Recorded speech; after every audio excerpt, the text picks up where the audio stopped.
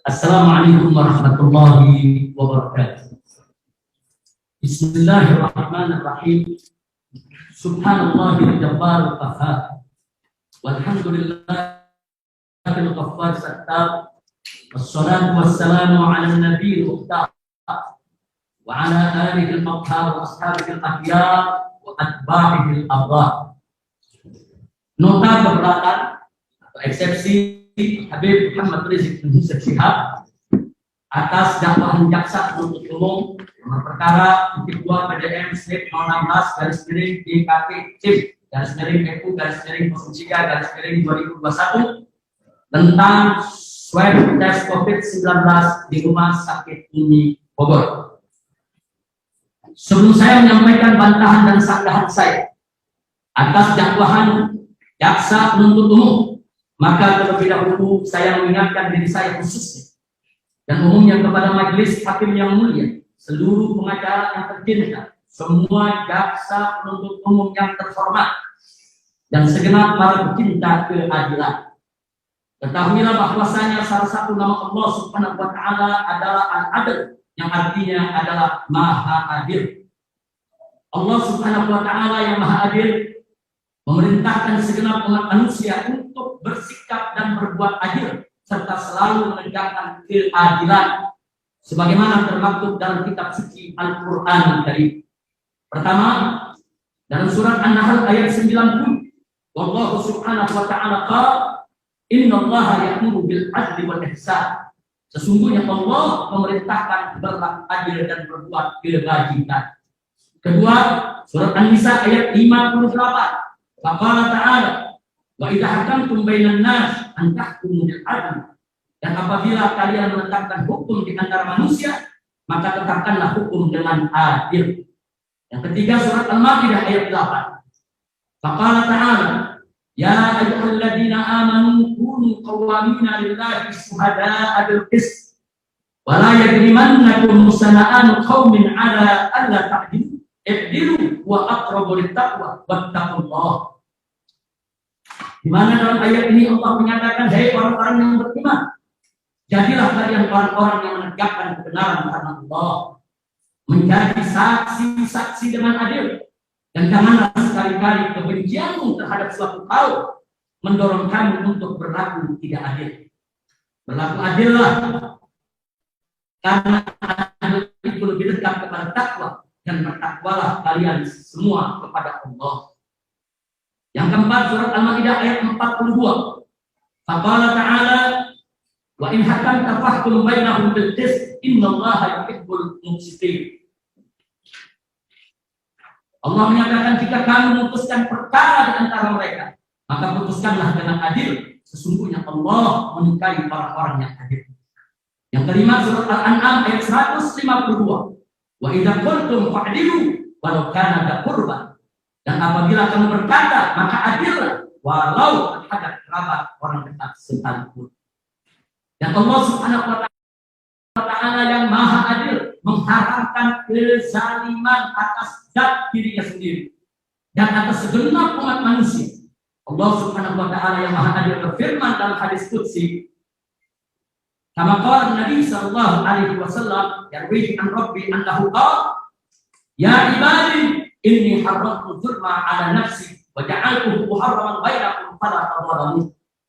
Artinya, wahai hambaku, kata Allah, sesungguhnya aku haramkan kezaliman atas diriku dan aku menjadikannya sebagai sesuatu yang haram di antara kalian. Karenanya janganlah kalian saling menzalimi. Lalu Rasulullah sallallahu alaihi wasallam menegaskan dalam hadisnya, kama qala Nabi sallallahu alaihi wasallam, iyyakum wadzulma fa inna dzulma dzulumatun yaumal qiyamah. Jauhilah oleh kamu sekalian kezaliman, karena kezaliman itu merupakan aneka kegelapan di hari kiamat. Majelis hakim yang mulia, dalam suatu peristiwa, tatkala ada seorang wanita Quraisy mencuri yang divonis potong tangan oleh Rasulullah SAW sesuai dengan hukum Allah Subhanahu wa Ta'ala, maka sejumlah pemuka Quraisy mengutus orang yang dicinta Nabi Sallallahu Alaihi Wasallam, yaitu sahabat yang bernama Usamah bin Zaid bin Harithah radhiyallahu taala anhu, untuk menemui Nabi Shallallahu Alaihi Wasallam dan memohon dispensasi hukum agar wanita Quraisy sang pencuri tersebut tidak dipotong tangan. Namun Rasulullah Shallallahu Alaihi Wasallam marah seraya berkata, "Ya Usama, atas ta'ufihat dan min hududillah, hei Usama, adakah kamu ingin memberi maaf atau keringanan atau dispensasi dalam perkara hukum apa yang sudah ditetapkan oleh Allah Subhanahu wa Ta'ala?" Kemudian Rasulullah Shallallahu Alaihi Wasallam mengumpulkan para sahabatnya radhiyallahu anhum dan beliau bersabda di hadapan para sahabat berkaitan dengan kejadian tadi, di mana beliau mengatakan bahwa qala Nabi Shallallahu Alaihi Wasallam, "Inna ma halaka man kana qablahu idza saraqa fihi syarif tarakuhu wa idza saraqa fihi mudha'if yuqamu alaihi al-had wa ayyullah in kana Fatimah bintu Muhammadin saraqat laqattu yadaha." Yang artinya Nabi mengatakan di hadapan para sahabat, sesungguhnya telah binasa umat sebelum kamu lantaran jika di tengah mereka ada seorang yang dianggap mulia terhormat mencuri lalu dia. Tapi jika ada di tengah mereka seorang lemah, wong cilik, rakyat biasa mencuri, maka ditegakkan atas hukum. Kemudian Nabi bersumpah, demi Allah, jika Fatimah putri Muhammad mencuri, niscaya pasti aku akan potong tangannya.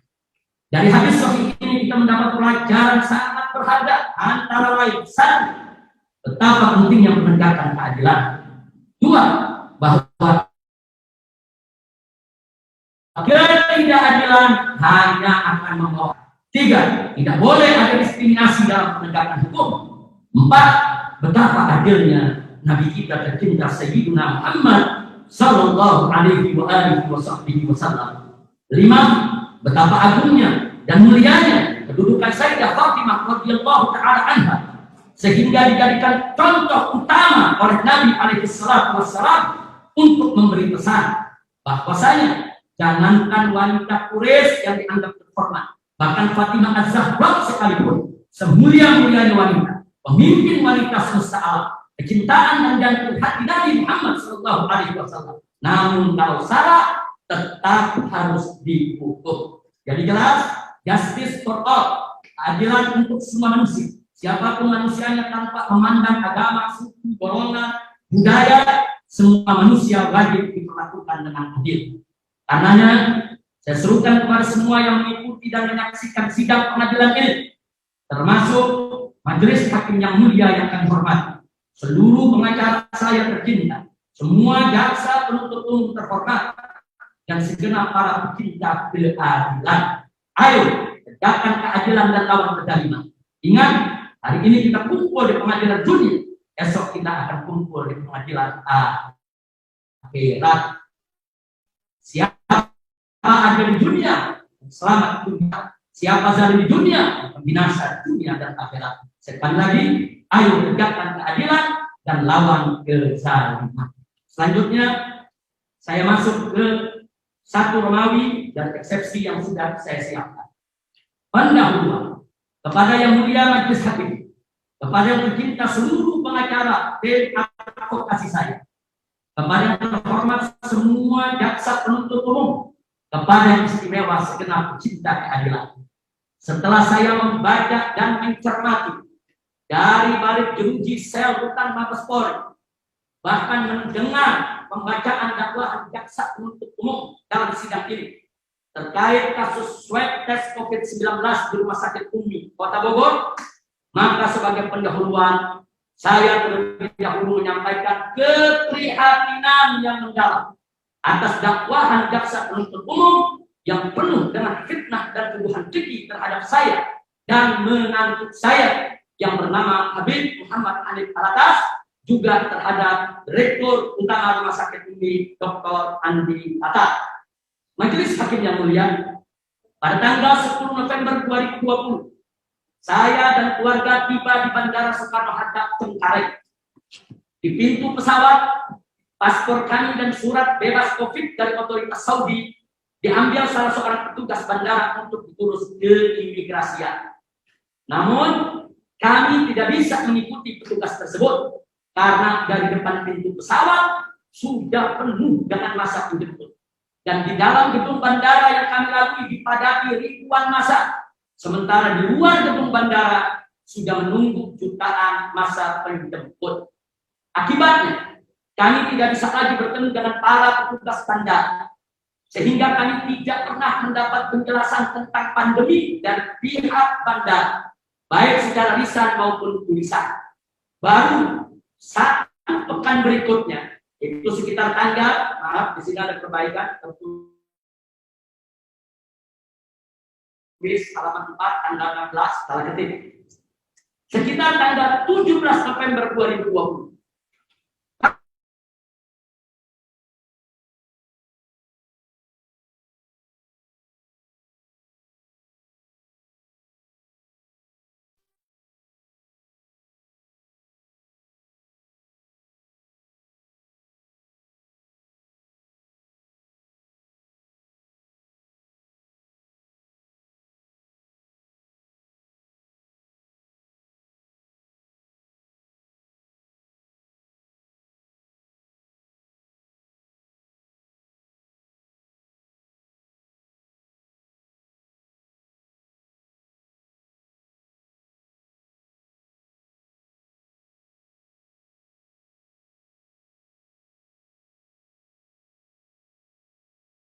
Lagi namun sangat disesalkan, Bima Arya, Wali Kota Bogor, sekaligus Ketua Satgas Covid Kota Bogor, langsung keluar di berbagai media sehingga menimbulkan kehebohan dan sangat mengganggu proses perawatan saya di Rumah Sakit Umi, sekaligus mengganggu ketenangan Rumah Sakit Umi. Akibatnya, keesokan harinya pada tanggal 27 November 2020 pagi, Rumah Sakit Umi dibanjiri aneka karangan bunga dari para pengirim yang tidak jelas, berisikan pesan dengan satu frame, yaitu Habib Rizik positif COVID. Padahal siang hari itu saya baru menjalankan tes PCR COVID yang hasilnya ialah lebih akurat daripada tes swab antigen. Lagi pula saat itu tes swab antigen belum diputuskan oleh pemerintah sebagai standar akurat tes COVID. Jadi majelis hakim, karangan bunga itu bukan bunga untuk menunjukkan duka karena saya sakit atau doa, tidak. Tapi itu karangan bunga teror dari pihak yang tidak jelas, yang dia ingin membentuk framing di masyarakat untuk membuat heboh bahwa Habib Rizik ini adalah terkena positif COVID. Bahkan keluar Bima Arya di berbagai media juga lebih mendorong munculnya berita-berita hoax di medsos tentang kondisi saya. Berbagai berita hoax menyerang saya dalam framing Habib Rizik kritis akibat COVID, Habib Rizik sekarat diserang COVID, bahkan ada yang membuat berita Habib Rizik mati gara-gara COVID. Jadi ini semua gara-gara keluar yaitu Wali Kota Bogor di media sehingga mengganggu perawatan saya. Padahal kami sudah menyembunyikan yaitu perawatan tersebut. Nah kemudian pada sore hari yang sama, tadi saya sebutkan tanggal 27 November. Saudara, bunga-bunga itu berdatangan pada hari yang sama, di tanggal 27 itu, Bima Arya kembali keluar di berbagai media akan memaksa saya menjalani tes PCR COVID. Tapi saya tolak. Kenapa? Karena siang hari itu saya sudah mengikuti tes PCR COVID dengan tim Mercy. Jadi tidak mungkin siang hari saya mengikuti tes PCR COVID, kemudian sore harinya Bima Arya ingin memaksa saya tes PCR COVID sekali lagi. Saya tolak bukan karena saya tidak mau dites, tapi karena saya sudah menjalankan tes dengan tim yang berpengalaman sejak nasional dan internasional yang berhasil mendirikan rumah sakit Indonesia di Gaza, Palestina, yaitu dari tim Mercy. Yang memang sejak awal kepulangan saya dari kota suci Makkah sudah dengan setia melakukan pendampingan dan pemeriksaan kesehatan saya dan keluarga. Lalu pada tanggal 28 November 2020, saya memohon izin ke Rumah Sakit Umi untuk pulang dan melanjutkan perawatan di rumah dengan pertimbangan satu, berdasarkan hasil tes laboratorium bahwa kondisi saya semakin hari semakin baik dari sejak masuk ke Rumah Sakit ini. Dua, adanya teror dan intimidasi dari Bima Arya yang terus-menerus mengganggu sehingga sangat mengganggu perawatan saya sekaligus merusak ketenangan Rumah Sakit Umi. Tiga, saya punya tim medis pribadi dari tim Mercy yang akan merawat saya di rumah, mengawasi jalannya isolasi mandiri sesuai dengan aturan kesehatan. Sebelum saya keluar dari rumah sakit Umi, ada dua hal yang saya lakukan. Satu, saya membuat surat pernyataan melarang mempublikasikan hasil tes laboratorium maupun hasil tes swab maupun hasil tes PCR tanpa izin saya. Jadi saya bukan melarang orang bertanya tentang hasil tes saya, tapi saya melarang pihak rumah sakit atau dokter untuk mengumumkan tanpa izin saya, kecuali dengan izin saya.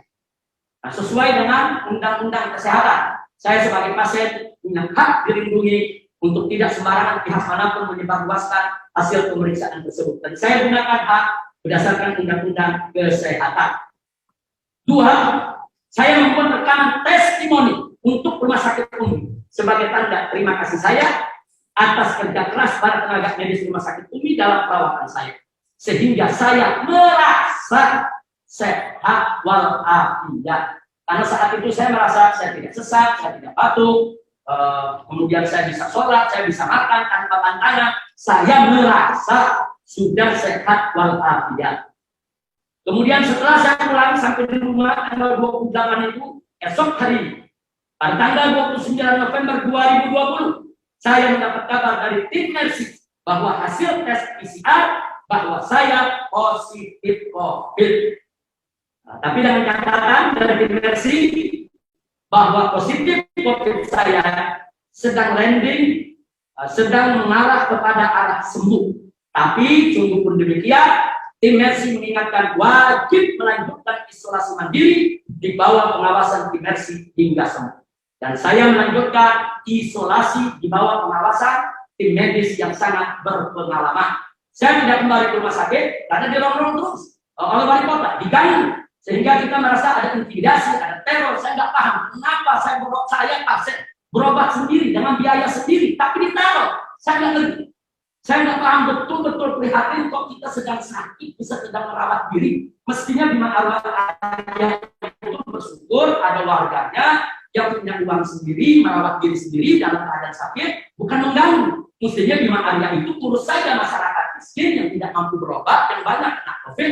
Kenapa harus mengganggu saya yang sedang berobat? Saya sakit, dirawat di rumah sakit oleh dokter yang berpengalaman, dan rumah sakit yang saya datang adalah rumah sakit resmi rujukan COVID Kota Bogor.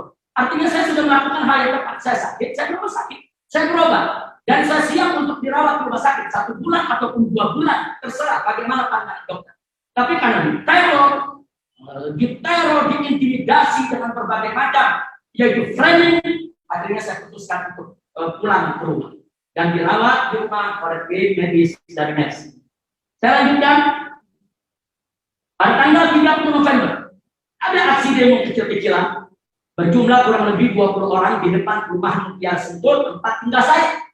Namun anehnya, para pendemo datang bareng bersama polisi, bareng bersama Satgas COVID, bareng bersama wartawan, bahkan dari salah satu televisi nasional.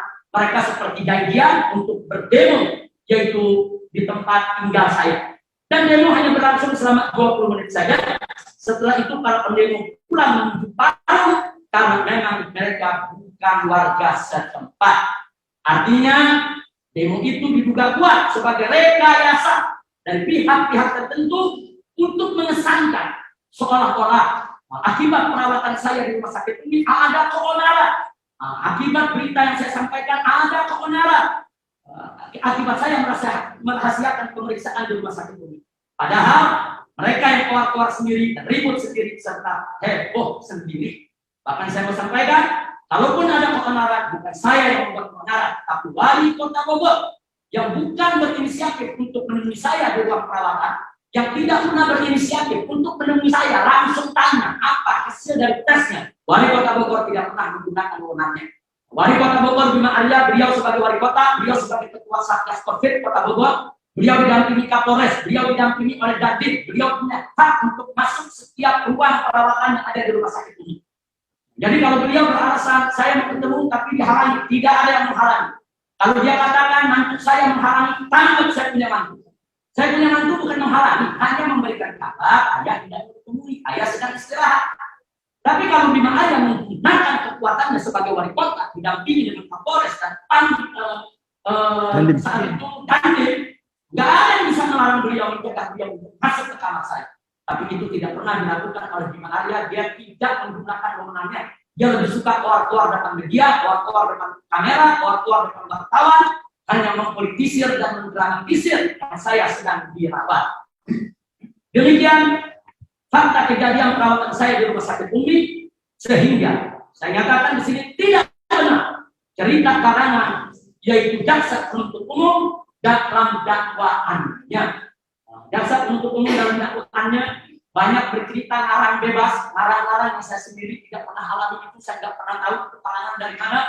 Nanti akan kita bacakan dalam bantahan dan sanggahan kepada setiap dakwaan. Nah, di sini saya ingin tegaskan, satu, bahwa hasil tes swab antigen saya dan istri pada tanggal 23 November adalah reaktif, bukan positif COVID. Dua, bahwa pada bulan November 2020, sekali lagi, pada bulan November 2020, tes swab antigen belum jadi tes standar COVID. Sehingga hasil tes swab antigen pada bulan November 2020 yang saya dapat dan istri saya belum bisa dijadikan dasar untuk memutuskan positif COVID. Tiga, bahwa tes swab antigen baru disahkan sebagai tes standar COVID-19 melalui Surat Keputusan Menteri Kesehatan RI nomor HK-01.07 Menkes /446 /2021 tanggal 8 Februari 2021. Jadi pada saat saya dirawat bulan November, tes swab antigen belum menjadi standar ukur untuk menentukan COVID. Baru pada tanggal 8 Februari 2021 ada keputusan Menteri yang menjadikan tes swab antigen sebagai tes standar COVID. 4. Bahwa saya dan istri jalani tes PCR tanggal 27 November 2020 di Rumah Sakit Umi di bawah bantuan tim Mercy dan pengawasan mereka. Dan tanggal 28 November 2020 kami sudah keluar dari Rumah Sakit Umi dengan alasan yang sudah kami sebutkan tadi. Karena kami mengalami teror dan intimidasi dari wali kota Bogor dan gerombolannya. Kemudian pada tanggal 29 November setelah kami ada di rumah kami di Sentul, kami dapat kabar dari tim Mercy bahwa kami positif COVID, sehingga harus lanjut isolasi mandiri lagi, dan kami pun jalan isolasi mandiri di bawah pengawasan tim Mercy.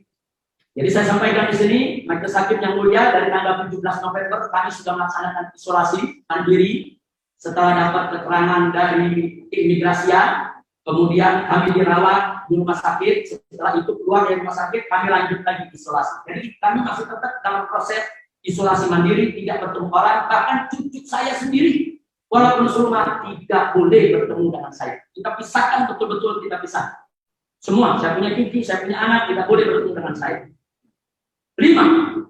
Bahwa pernyataan mantu saya, Habib Muhammad Hanif Al-Attas, pada tanggal 25 November 2020, dan pernyataan Direktur Utama Rumah Sakit Umi pada tanggal 26 November 2020, serta pernyataan saya pada tanggal 28 November 2020, pernyataan ini semua terekam dalam video, semua ini ada dalam berita, bahwa saya baik-baik saja adalah bukan kebohongan untuk orang, sebagaimana difitnahkan oleh jaksa penuntut umum. Di pada saat mantu saya mengatakan saya baik-baik saja, pada saat Direktur Umi mengatakan saya baik-baik saja, pada saat saya mengatakan saya baik-baik saja, kami tidak sedang melakukan kebohongan untuk melakukan kebenaran. Akan tetapi yang kami sampaikan adalah berita benar sesuai dengan dohir yang saya rasakan dan sesuai hasil pemeriksaan rutin setiap hari. Setiap pagi kami diambil darah, setiap pagi kami diperiksa jantung, setiap pagi diperiksa yaitu gula darah kami, setiap pagi suster datang terus memeriksa kami, ada pemeriksaan rutin, sehingga tiap hari kita bisa lihat perkembangan bahwa kondisi kita semakin baik. Dan saya rasa juga Pak, bahwa saya makin segar, saya makin enak, saya makin sehat. Makanya saya katakan kami baik-baik saja. Jadi di sini saya katakan sekali lagi bahwa pernyataan kami saya baik-baik saja adalah bukan kebohongan benar, akan tetapi berita benar sesuai dengan dokter yang saya rasakan dan sesuai hasil pemeriksaan rutin setiap hari di Rumah Sakit Umi, di mana semakin hari semakin baik dan segar. Lagi pula saat itu belum ada hasil tes PCR, sehingga belum ada satu pihak pun yang bisa memvonis kami positif COVID. Jadi saya di rumah sakit sampai tanggal 28. Saya baru tahu tes COVID hasilnya tanggal 29. Kita sudah pulang ke rumah. Artinya selama kami di rumah sakit, manakala saat kami memberikan pernyataan, belum ada putusan kalau kami menderita positif COVID. Maaf majelis hakim yang mulia, di halaman 6 ini yang dipegang oleh majelis hakim hanya ada 5 poin. Tapi di pembaruan kami ada 10 poin. Nanti insya Allah besok pagi para penasehat hukum akan membawakan yang lengkap berikut soft copy. Berikut soft copy-nya untuk disampaikan ke majelis hakim yang mulia. Insya Allah malam ini disiapkan agar besok pagi bisa diserahkan dengan perbaikan. Terima kasih majelis hakim. Senin. Hari Senin. Ya, kita mohon izin nanti sama majelis hakim. Baik, kita lanjutkan poin yang 6. Bahwa andai pun, sekarang saya pakai pengandaian, bahwa andai pun, saya garis bawahi, andai pun berarti belum terjadi. Bahwa andai pun saya di rumah sakit ini sudah positif COVID, lalu saya rahasiakan untuk menenangkan kerabat dan sahabat, maka itu pun bukan kebohongan. Sesuai amanat Presiden Jokowi di awal pandemi, rekamannya beredar luas bahwa nama-nama pasien COVID harus dirahasiakan. Itu amanat yang diucapkan oleh Bapak Presiden Jokowi di awal pandemi. Siapapun masyarakat yang terkena COVID, nama-namanya harus dirahasiakan. Tidak boleh diumumkan tanpa izin pasien yang bersangkutan. Dan saya pegang betul akan disampaikan oleh Bapak Presiden dalam soal ini. Nah, kemudian kalau Bapak Presiden sudah mengamanatkan pasien COVID harus dirahasiakan, lalu kenapa justru saya dipaksa untuk mengaku COVID? Padahal saat saya dirawat saya belum COVID. Andai kata pun sudah COVID, tidak boleh dipaksa untuk mengumumkan. Dilindungi oleh undang-undang kesehatan. Nah kemudian lagi pula, andai pun saya positif COVID, maka justru saya sedang berobat dan sekaligus menjalankan isolasi yang dibantu rumah sakit, dibantu dokter, dibantu perawat, dibantu tim nursing, bukan sedang jalan-jalan di tengah pasar, bukan sedang jalan-jalan di tengah kerumunan. Andai kata pun saya COVID, mestinya dihargai sedang berobat, lagi berobat, saya ikuti petunjuk dokter. Kalau dokter katakan saya nggak boleh pulang 2 tahun, saya nggak bakal pulang 2 tahun untuk penyembuhan. Saya akan ikuti semua arahan dokter yang ada. Karena saya tahu dokter-dokter di rumah sakit Umi adalah dokter-dokter yang berdedikasi. Kemudian saya lanjutkan sekali lagi di sini, bahwa artinya saya sakit dan saya berobat itu sudah benar. Itu sudah benar jalan yang saya ambil. Akan tetapi dengan sangat menyesal jalan yang saya ambil tersebut justru mendapat teror dan intimidasi dari seorang wali kota Bogor yang sekaligus merupakan ketua Satgas COVID. Kemudian yang ketujuh, saya sampaikan di sini. Jadi dakwahan jaksa penuntut umum yang memfitnah dan menuduh bahwa perawatan saya di rumah sakit umum dan tes swab COVID-19 di rumah sakit tersebut telah menyebabkan kebenaran adalah tidak benar. Justru yang memancing kebenaran adalah koar wali kota Bogor sekaligus ketua Satgas COVID Kota Bogor Bima Arya. Itulah sebabnya Bima Arya didemo oleh Aliansi Mahasiswa Bogor karena intervensi perawatan saya sebagai pasien di rumah sakit Umi. Adapun adanya demo segelintir orang ke tempat tinggal saya di Sentul, itu hanya bagian daripada rekayasa. Akan tetapi alhamdulillah ternyata itu juga sekaligus menjadi bukti akibat daripada koar Bima Arya. Ini yang ingin saya sampaikan. Soal 2 demo ini disampaikan oleh jaksa penuntut umum sebagai bukti adanya pro kontra di tengah masyarakat. Di sini saya menyatakan alhamdulillah kedua demo tersebut tidak menimbulkan keonaran, hanya sebatas penyampaian pendapat yang dijamin oleh undang-undang. Ada 2 demo berjalan tertib, menyampaikan pendapat, dilindungi undang-undang. Tidak pantas jaksa penuntut umum menyebut itu sebagai bukti keonaran. Yang ke-8, Bima Arya menuduh saya menghalang-halangi petugas yang kemudian itu diambilkan oleh jaksa penuntut umum. Saya dituduh menghalang-halangi petugas. Maka itu saya nyatakan ini